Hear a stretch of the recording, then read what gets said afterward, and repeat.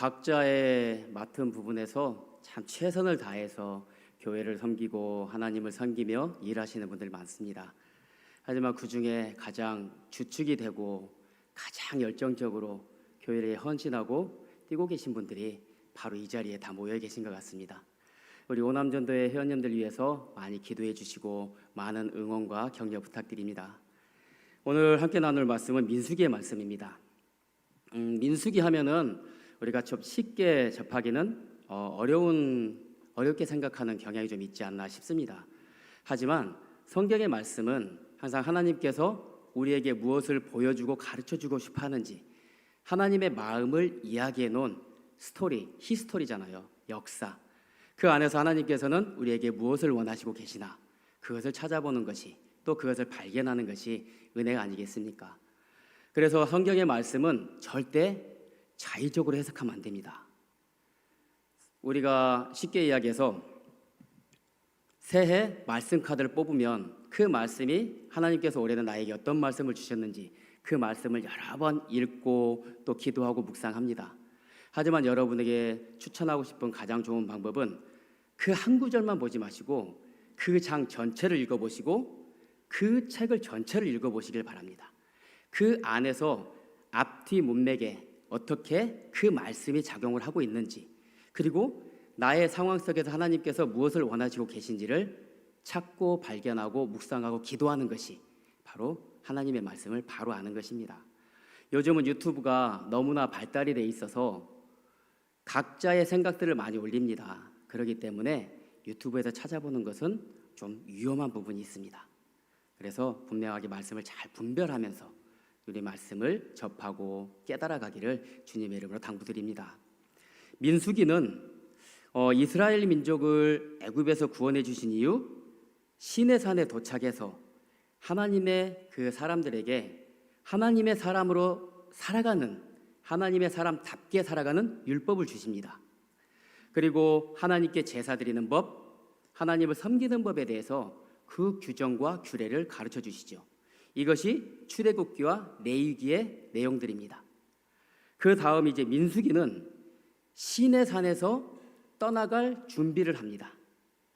시내산에서 본격적으로 광야를 향해 떠나갈 준비를 하고 그리고 광야에 38년, 시내산에서 1년이라는 시간을 지냅니다.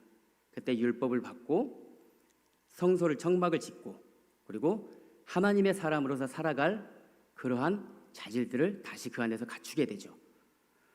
그리고 나서 광야에서 38년의 시간을 지내고 이제 가나안 땅이 보이는 요단 동편 모압 평지에 모입니다.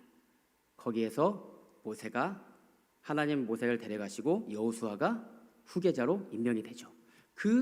크게 세 단락으로 나눠볼 수가 있습니다. 이것이 바로 민수기입니다. 그런데 민수기라는 뜻은 수를 센다는 뜻입니다. 백성들의 수를 계수한다는 뜻이죠. 그런데 그 백성들의 수를 계수한다는 뜻을 단지 인원을 센다는 그러한 뜻으로 이해할 것이 아니라 조금 전에 민수기를 크게 세 단락으로 말씀드렸던 것처럼 첫 번째 단락에서 그거는 1장부터 12장에 기록이 되어 있습니다. 먼저 1차 백성들을 계수를 합니다. 그런데 여기에서 계수하는 이유는 가장 큰 의미가 있습니다. 이전까지는 이스라엘 백성이 애굽에서 노예 생활을 하고 있었습니다. 그 노예 생활을 하고 있던 이스라엘 민족을 하나님께서 구원해 주셨죠. 그래서 이제는 더 이상 노예가 아닌 하나님의 군사로서 악에 맞서 싸우고 세상에 맞서 싸우면서 이겨나가는 하나님의 군사로서 이스라엘이 다시 변모하는 그러한 의미를 담고 있는 것이 민수기입니다. 그래서 단지 백성들의 수를 계수하는 것이 아니라 하나님의 군사의 수를 계수하는 겁니다. 하나님의 군사. 단지 숫자가 중요한 것이 아니라 하나님의 군사로 이스라엘이 변화되어지는 것이죠. 하나님은 이걸 원하고 계십니다. 그래서 시내산에서 율법을 받고 다 이제 정리를 하고 출정한 준비를 하면서 그 안에서 싸울 수 있는 군사들을 계수를 합니다. 이때 계수의 대상자들은 출애굽 당사자들이겠죠. 출애굽 당사자들입니다. 그리고 광야로 나갑니다. 그런데 두 번째 단락을 살펴보면 민수기 13장부터 25장까지의 내용들입니다. 여기는 본격적인 광야 생활이 담겨져 있습니다. 그런데 13장 시작하자마자 큰 사건이 하나 발생이 됩니다. 우리가 너무도 잘 아는 가데스 바네아 사건. 각 지파에서 한 명씩 선출해서 가나안 땅을 정탐을 보냅니다. 정탐 갔다 돌아온 사람들이 하나같이 하나님을 불평합니다. 저들은 거인이고 우리는 그 앞에 서니까 메뚜기 같습니다. 하나님이 우리를 죽이려고 이 땅에 불렀습니까? 모세를 몰아내고 다른 지도자를 세워 애굽으로 돌아갑시다 하면서 하나님께 반역을 합니다. 이때 갈렙과 여호수아만이 하나님의 뜻에 순종하면서 하나님이 주신다고 한 땅이니까 하나님이 주실 겁니다. 우리는 그것만 믿고 나가면 됩니다. 저들은 우리의 밥입니다. 이야기를 합니다. 그래서 갈렙과 여호수아만 남겨두고 이 13장부터 25장에서 펼쳐지는 본격적인 광야 생활에서 전면적인 세대 교체가 이루어집니다. 출애굽을 해온 1세대 당사자들은 한 명도 살아남지 못하고 그 2세대 애굽 생활을 경험해보지 못했던 2세대들이 그 이스라엘의 백성들을 이루게 되는 거죠. 완전히 세대 교체가 이루어진 겁니다. 그리고 마지막에 3부에서는 26장부터 마지막 36장까지입니다.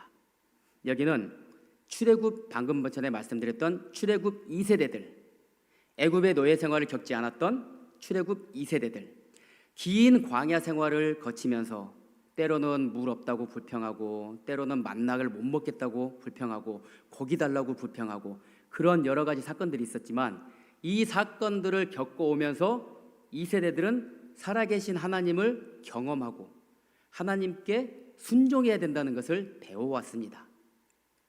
완전히 세대가 바뀌고 이들이 두 번째 계수를 하게 됩니다. 이제 본격적으로 요단강을 앞에 두고 그 강 건너편에는 하나님이 주시겠다고 약속하신 가나안입니다. 그 가나안을 들어가서 정복하기 위해서 그 안에서 하나님의 군대를 계수합니다. 그것이 출애굽 2세대들, 새로운 세대 교체가 이루어진 2세대들에서 하나님의 군사를 계수합니다. 이처럼 노예 생활을 했던 1세대가 노예 생활을 경험하지 않고 살아계신 하나님을 경험했던, 물론 1세대들도 살아계신 하나님을 경험을 했습니다. 하지만 뼛속 깊이 박혀있던 노예 생활에 대한 그런 마음들 때문에 그 생활을 끊어내지 못했던 거죠.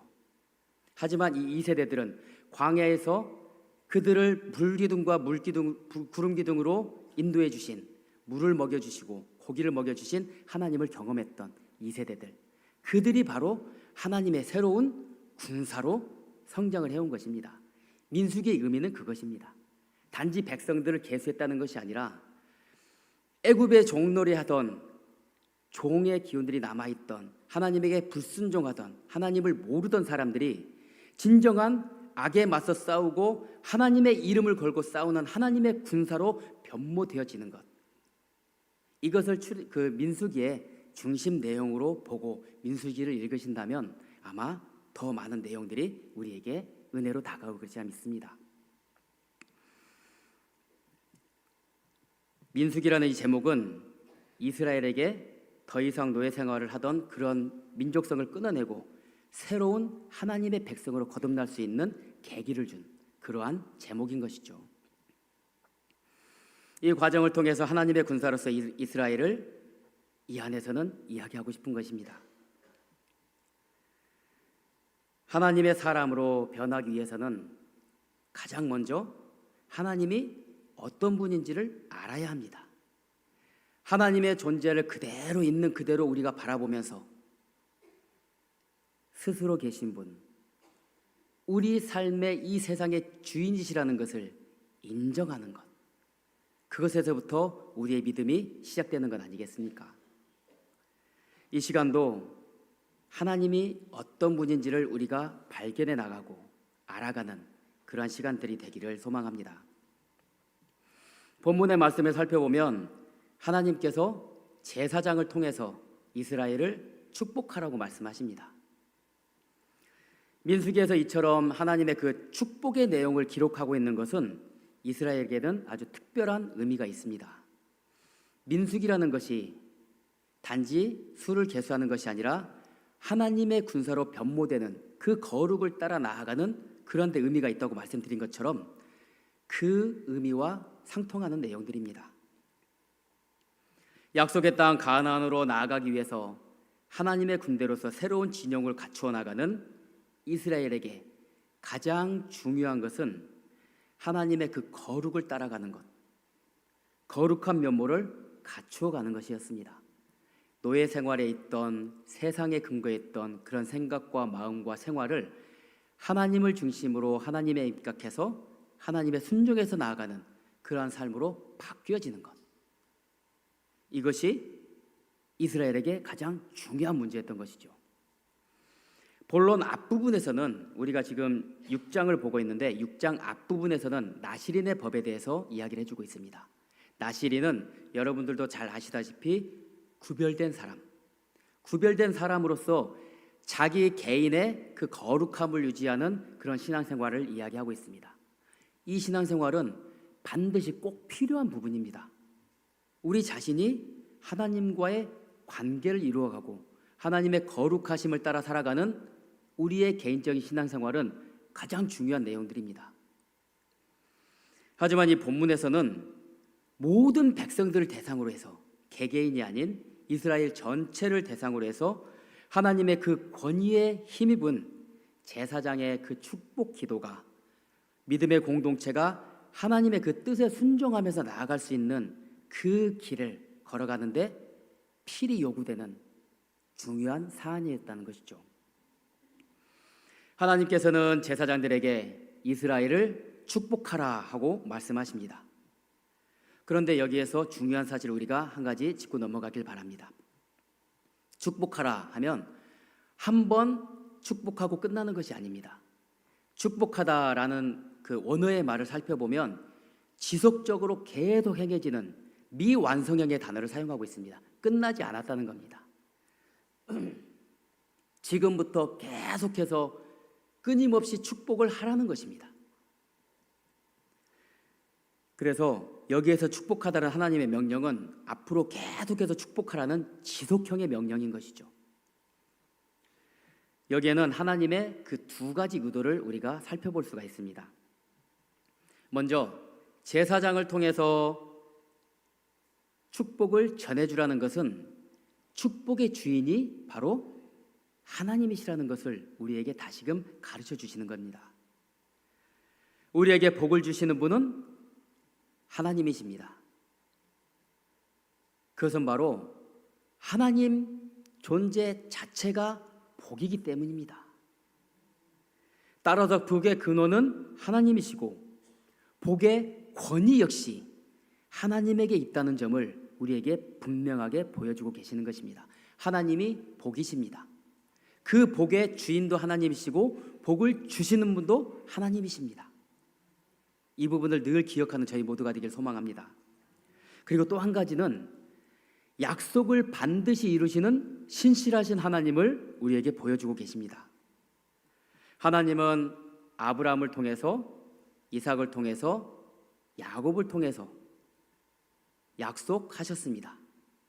첫 번째 약속은 땅을 주시겠다고 약속하셨습니다. 그리고 두 번째 약속은 자손을 번성하게 하시겠다고 약속해 주셨습니다. 그리고 또 한 가지 약속하신 것이 있습니다. 이 민족을 모든 민족 위에 뛰어난 민족으로 세워주시겠다고 약속하셨습니다. 이처럼 하나님은 이스라엘에게 땅과 민족과 권위에 대해서 약속을 해주셨죠. 하나님께서는 이스라엘 조상들과 이스라엘의 그 조상들과 맺은 언약을 잊지 않으시고 반드시 이루어 줄 것을 이들에게 보여주고 계신 것입니다. 우리는 하루하루의 삶 속에서 하나님의 은혜와 긍휼을 구하며 기도하며 살아갑니다. 그래서 매일매일 하나님의 은혜가 아니면 살아갈 수 없다고 고백하고 있죠. 하지만 살아가는 삶 속에서 우리가 눈앞에 닥쳐 있는 당면한 문제들만 바라보는 것이 아니라 우리 삶 속에서 나를 위해 지금 일하고 계시는 하나님의 그 역사하심에, 일하심에 우리의 시선이 고정되길 바랍니다. 하나님의 일하심을 보는 우리 모든 성도님들 되시기를, 온 남전도의 회원님들 되시기를 주님의 이름으로 축복합니다. 하나님께서는 우리의 삶 속에서 각자 개개인에게 다 약속하신 바가 있으십니다. 하나님은 우리의 삶 속에서 우리는 잊어버리더라도 하나님은 잊지 않으시고 그 약속을 기억하시고 이루고 계십니다. 하나님께서 우리의 삶 속에서 이루어지려 약속하신 그 말을 믿고 또한 약속을 이루어 주시는 신실하신 하나님의 그 일하심의 때를 잊지 말고 준비하면서 또한 그 믿음의 삶으로 기다리면서 하나님의 뜻을, 하나님의 일하심을 늘 구하며 기도하며 나아가는 모든 성도님들 되시기를 다시 한번 주님의 이름으로 축복합니다. 아멘. 하나님께서 주시는 축복을 통해 사람들은 스스로 얻을 수 없는 생명력을 얻습니다. 우리가 힘들고 어려울 때 곁에서 기도해 주시는 것이 너무나 큰 힘이 되고 위로가 되고 또한 하나님이 일하시는 해결점이 되죠. 이처럼 우리에게 생명력을 주는 것이 바로 축복입니다. 하나님께서 주시는 은혜는 세상의 창조 때부터 변함없이 우리에게 관심과 사랑을 베풀어 오신 하나님의 그 마음을 잘 보여주는 것입니다. 더구나 오늘 본문에서 이스라엘에게 하나님의 이름을 3번씩이나 반복해서 선포하시는 것을 우리가 볼 수가 있습니다. 여호와는 내게 복을 주시고 여호와는 그의 얼굴을 내게 비추사 또한 여호와는 그 얼굴을 내게로 향하여 드사 하며 여호와 하나님의 이름을 3번씩이나 언급하면서 축복해 주는 것을 우리는 볼 수가 있습니다. 이는 이스라엘을 선택하신 하나님께서 당신의 백성에 대한 특별한 사랑과 관심을 보여주고 있는 그러한 표현입니다. 또한 당신께서 택하신 백성들에게 복을 주시는 궁극적인 주체는 누구도 아닌 바로 하나님이시라는 사실을 이 이름을 반복하는 것을 통해서 또 우리에게 강조하고 계시는 것입니다. 잊어버리지 말고 기억하라는 것이죠. 하나님은 내게 복을 주시고 라는 말씀으로 축복은 시작합니다. 그런데 오늘 본문의 말씀은, 축복의 말씀은 일정한 패턴을 가지고 반복되고 있다는 것을 아마 여러분들도 보셨을 것입니다. 하나님은 내게 복을 주시고 너를 지키시기를 원하며 하나님은 그 얼굴을 내게 비추사 은혜 베푸시기를 원하며 하나님은 그 얼굴을 내게로 향하여 드사 평강 주시기를 원하노라. 이렇게 축복하고 계십니다. 여기에서 중요한 사실을 우리 한 가지 더 살펴보기를 원합니다. 복을 주시고, 앞부분입니다. 복을 주시고 얼굴을 드시고 그 얼굴을 내게로 향하여 드신다는 이 동사는 처음에 축복하라는 말과 같은 의미로 미완료형 동사입니다. 이 뜻은 한 번 이야기하고 말이라는 것이 아니라 지속적으로 계속 이어진다는 것을 의미합니다. 따라서 하나님께서 복을 주신다는 것은, 또한 하나님께서 우리를 향해 얼굴을 비추신다는 것은, 하나님께서 우리를 향해 그 얼굴을 드신다는 것은 한 번 보고 마는 것이 아니라 앞으로 영원히 지속적으로 계속 하나님께서 이루어 주신다는, 끊임없이 지속적으로 하나님께서 행하신다는 약속입니다. 이것이 우리에게 주시는 하나님의 축복이고 복입니다. 한 번만 우리를 바라보시고 그 고개를 돌리신다면 우리는 어떻게 되겠습니까? 하지만 하나님께서는 영원히 우리에게 복을 주시고 영원히 우리를 바라보시고 영원히 우리를 향해 그 얼굴을 들고 계신다고 약속하십니다. 이보다 더 큰 복이, 이보다 더 큰 은혜가 어디 있겠습니까? 처음에는 복이라는 추상적인 단어를 사용해서 하나님의 마음이 시작이 되었지만 다음에는 하나님의 얼굴을 우리에게 비추신다는 구체적인 하나님의 행위를 말씀해 주십니다. 하나님의 얼굴을 비춘다는 것은 하나님의 깊은 관심과 애정을 표현하고 나타내는 것입니다. 하나님은 이스라엘, 물론 하나님을 섬기는 우리에게 빛과 생명을 주시는 그 앞날을 돌봐주시겠다고 약속하시는 것입니다. 그리고 마지막에 하나님의 얼굴을 우리를 향하여 드신다고 하십니다.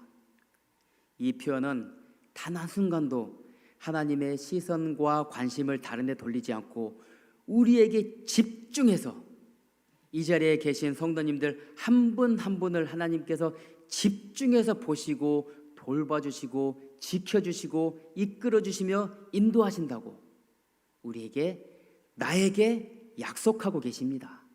이 약속은 우리 모두에 대한 공통의 약속임과 함께 자리에 계신 모든 성도님들 한 분 한 분에게 1대1로 맨투맨으로 하나님과 나의 관계로 하나님께서 약속하시는 것입니다. 늘 하나님의 이 약속을 믿고 이 약속을 붙잡고 살아가는 저희 모두가 되기를 주님의 이름으로 축복합니다. 이렇게 한 단계 한 단계 점층적으로 발전하는 방법을 사용한 것은 하나님의 백성은 하나님으로부터 복을 받되 점점 더 큰 복을 받을 것이라는 하나님의 마음을 또 표현해주고 계시는 그러한 방법입니다. 하나님을 신뢰하고 섬기는 하나님의 사람에게 가장 큰 복은 무엇이겠습니까? 하나님과 함께 있는 것이 가장 큰 복 아니겠습니까? 하나님과 함께 한다는 것은 하나님의 통치 아래, 하나님의 다스림 안에 우리를 맡기고 순종한다는 것입니다. 이것이 복이라는 거죠. 하나님의 다스림 안에서 하나님과 함께하며 하나님을 알고 하나님을 나의 하나님으로, 누군가의 자녀들은 책에서 본 하나님이 아니라 내 삶의 주인으로 나와 함께 하시는 나의 주인 되시는 나의 하나님으로 그 하나님을 섬기는 것이 가장 큰 복임을 언제나 고백하고 또 하나님과의 가까운 관계를 매일매일 만들어가고 유지하는 우리 복된 성도님들 되시기를 주님의 이름으로 축원합니다. 네. 이제는 하나님께서 우리에게 무엇을 하실지를 알려주십니다. 첫 번째로 여호와는 내게 복을 주시고 뭘 하신다고 하셨죠? 너를 지키시기를 원한다고 말씀하셨습니다. 항상 우리와 함께 하시는 하나님은 우리를 지켜주시는 분이십니다. 하나님은 하나님의 백성을 항상 살피셔서 악으로부터 지켜주실 뿐만 아니라 우리의 생활 속에서 나타나는 재앙과 질병으로부터도 하나님은 지켜주십니다. 하나님은 우리를 항상 살피시면서 악한 것들이 우리의 삶에 감히 범접하지 못하도록, 그리고 질병들이 우리의 연약한 육체를 힘들게 하지 못하도록 지켜주십니다. 시편 121편 5절과 6절 말씀입니다. 우리 함께 한 목소리로 봉독합니다. 여호와는 너를 지키시는 이시라. 여호와께서 내 오른쪽에서 내 그늘이 되시나니 낮에 해가 너를 상하지 아니하며 밤의 달도 너를 해치지 아니하리로다. 아멘. 이스라엘이 살고 있는 중동지방의 척박한 땅은 낮은 굉장한 무더위입니다. 하지만 해가 지고 밤이 되면 굉장한 추위가 또 찾아옵니다. 낮의 무더위와 척박한 상황도 결코 해하지 못하도록, 그 상황에서 해를 입지 않도록 지켜주시고, 밤으로 상징되는 고난과 고통 속에서, 또 추위와 들짐승의 공격 속에서, 또한 사단의 위협 속에서 하나님은 지켜주신다고 약속하십니다. 하나님이 함께 계시면, 하나님의 통치 아래 있으면 그 어떠한 어려움도 우리를 악의 구렁텅이에 끌어넣으려고 호시탐탐 그 이빨을 드러내며 노리고 있는 사단도 결코 우리를 해할 수 없습니다. 그리고 두 번째로, 언제나 하나님은 은혜 베푸시기를 원하십니다. 그의 얼굴 내게 비추사 은혜 베푸시기를 원하시며, 우리를 변함없이 영원히 사랑하시는 하나님, 우리의 죄로 인해 하나님과의 관계가 끊어지고 멀어졌을 때 끝까지 우리를 포기하지 않으시고 독생자 예수 그리스도를 보내주시어서 우리의 죄 문제를 해결해 주시고 대신 죄값을 다 치루어 주시고 십자가에 못 박혀 죽으시며 3일 만에 부활하심으로 그 죄를 다 용서해 주신, 죽음의 죄로 다 용서해 주신 예수 그리스도의 그 사랑, 그 사랑이 바로 하나님께서 주신 참 평강과 참 은혜를 누릴 수 있는 길입니다. 로마서 5장 8절의 말씀입니다. 우리 함께 봉독합니다. 우리가 아직 죄인 되었을 때에 그리스도께서 우리를 위하여 죽으심으로 하나님께서 우리에 대한 자기의 사랑을 확증하셨느니라. 아멘. 예수 그리스도, 그 어떠한 말로도 대신 표현할 수 없는 하나님의 사랑의 결정체입니다. 우리의 죄값을 대신 치루어 주신 십자가의 대속의 은혜는 하나님과의 관계를 해결해 주신 사랑의 은혜이며 회복의 은혜입니다. 이 회복의 은혜는 하나님의 궁극적인 그 사랑의 결정체 예수 그리스도이십니다. 언제나 예수 그리스도의 그 십자가의 대속의 은혜를 기억하면서 감사하는 저희 모두가 삶이 되기를 소망합니다. 이제 마지막으로 하나님께서는 우리에게 평강 주시기를 원하십니다. 여호와는 그 얼굴을 내게로 향하여 드사 평강 주시기를 원하노라. 하나님과의 그 회복된 관계 속에서 우리가 누릴 수 있는 것, 그것이 바로 참 평강입니다. 이 평강은 세상에서 누릴 수 있는 것이 아니라 하나님과의 회복된 관계 속에서 참 평강이고 참 기쁨이신 하나님께서 주시는 은혜 안에서 누릴 수 있는 것이 우리의 평강입니다. 요한복음 14장 27절의 말씀입니다. 우리 함께 봉독합니다. 평안을 너희에게 끼치노니 곧 나의 평안을 너희에게 주노라. 내가 너희에게 주는 것은 세상이 주는 것과 같지 아니하니라. 너희는 마음에 근심하지 말라, 두려워하지도 말라. 아멘. 예수 그리스도를 통해 주시는 참 평안은 세상 어느 것과 비교할 수 없습니다. 또한 세상 어느 것으로도 대신할 수 없습니다. 참 평강은 오직 십자가를 통한 하나님의 사람으로서의 그 회복과 하나님의 임재로 인한 모든 것이 충족되고 모든 것이 만족된 절대적인 그러한 상태에서 얻을 수 있는 것입니다. 세상의 사람들은 결코 짐작조차 할 수 있는 참 행복이고 참 평안이고 참 기쁨인 것이죠. 세상 것과 구별하려다 보니까 참이라는 말을 붙이게 됩니다. 이것은 하나님이 주시는 것이라는 것을 의미하기 위한 표현입니다. 하나님의 나라를 허락하시고 천국 백성을 통해 하나님 나라를 만들어 가시는 하나님의 사랑과 은혜입니다. 영원한 하나님 나라에서 하나님을 찬송드리고 하나님께 영광 드리는 하나님의 백성 삼아주신 그 하나님의 사랑이며 하나님의 은혜입니다.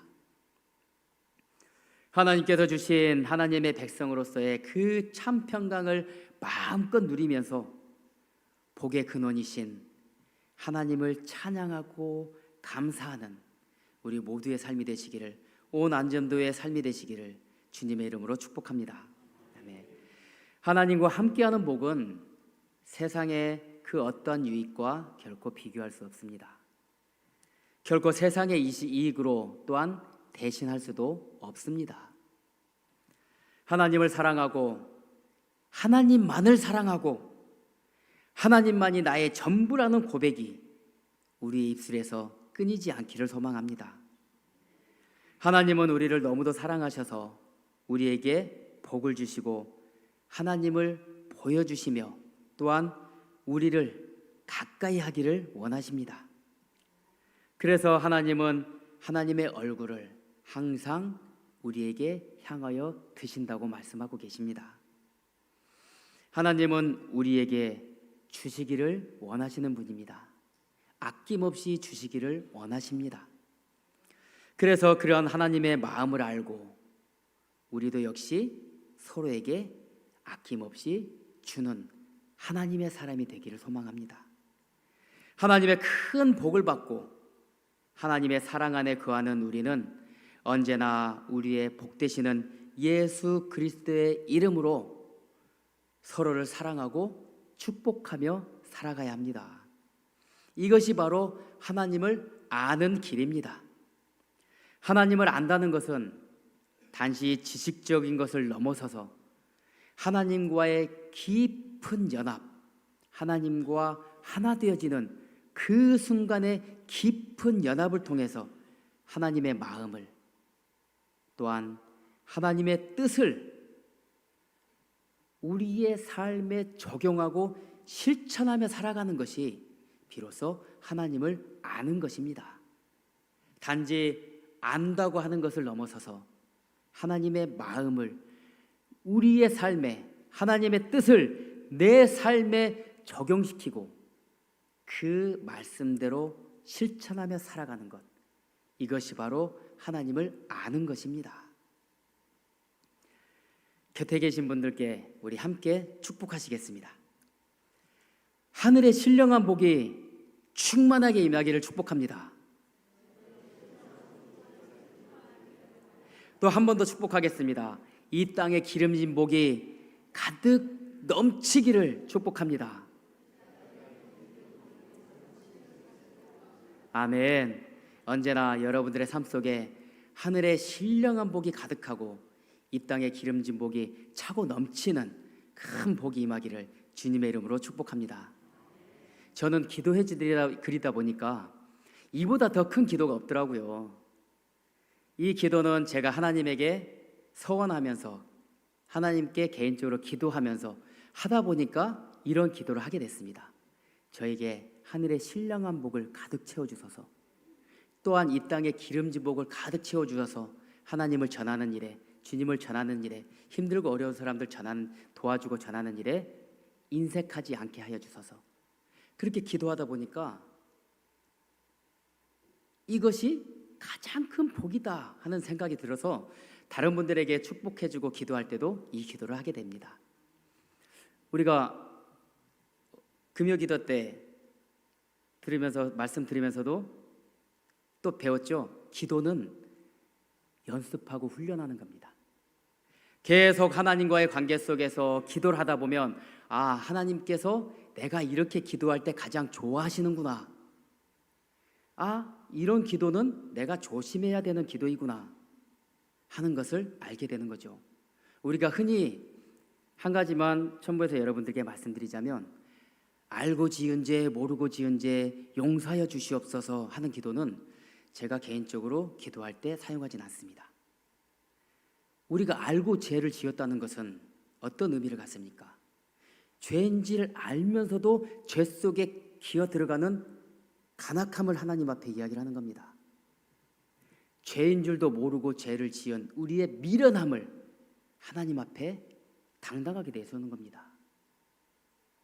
오히려 죄인 줄도 모르고 죄 속에 기어 들어간 미련함을 용서하소서. 제가 죄인 줄을 알면서도 또 죄를 범했습니다. 주님, 저의 간악함을 용서하여 주소서. 오히려 회개하고 용서를 구해야죠. 뭉뚱그려서 알고 지은 죄 모르고 지은 죄 용서하여 주시옵소서. 이것은 하나님을 시험하는 것입니다. 우리가 기도할 때 진정으로 하나님께서 나에게 원하시는 기도가 무엇인지, 고기도 먹어본 사람이 잘 먹는다고, 삼겹살을 구워 먹다 보면 먹어본 사람들이 다 잘 굽고 잘 자르더라고요. 그것처럼 기도도 하나님 앞에 우리가 나아가는 경건의 훈련이며 경건의 과정입니다. 늘 주님 앞에 우리의 솔직한 마음을 내어놓고 주님과의 1대1의 관계 속에서 깊은 대화를 나누는, 깊은 관계를 만들어가는 깊은 기도가 이루어지는 우리 모든 성도님들 되시기를 주님의 이름으로 축복합니다. 본문에서 이어지는 결론의 말씀을 함께 읽으며 말씀 마무리하고자 합니다. 우리 민수기 6장 27절의 말씀입니다. 우리 함께 봉독합니다. 그들은 이같이 내 이름으로 이스라엘 자손에게 축복할지니 내가 그들에게 복을 주리라. 아멘. 하나님께서 뭐라고 하셨습니까? 내가 그들에게 복을 주리라. 단언하시며 약속하십니다. 이 약속은 바로 이 자리에 계신 모든 여러분들 개개인에게 하나님께서 주신 약속입니다. 언제나 이 약속을 붙잡고 하나님과 함께 동행하는 복된 삶이 되길 소망합니다.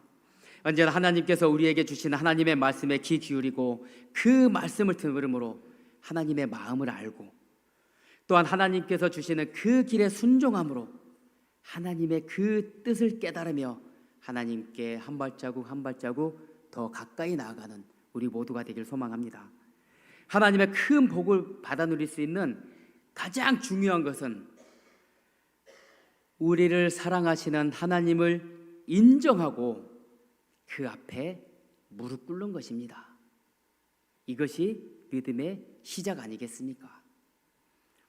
하나님이 어떤 분인지 더 알기를 원하면서 또한 언제나 하나님의 이름으로 예수 그리스도의 이름으로 서로를 축복하며 살아가는 성도님들의 삶 속에서 하나님께서 약속하신 그 복이 충만하게 이루어지고 또한 여러분들의 삶과 가정과 자녀들의 삶 속에 아름다운 열매로 맺어지기를 주님의 이름으로 축복합니다. 아멘.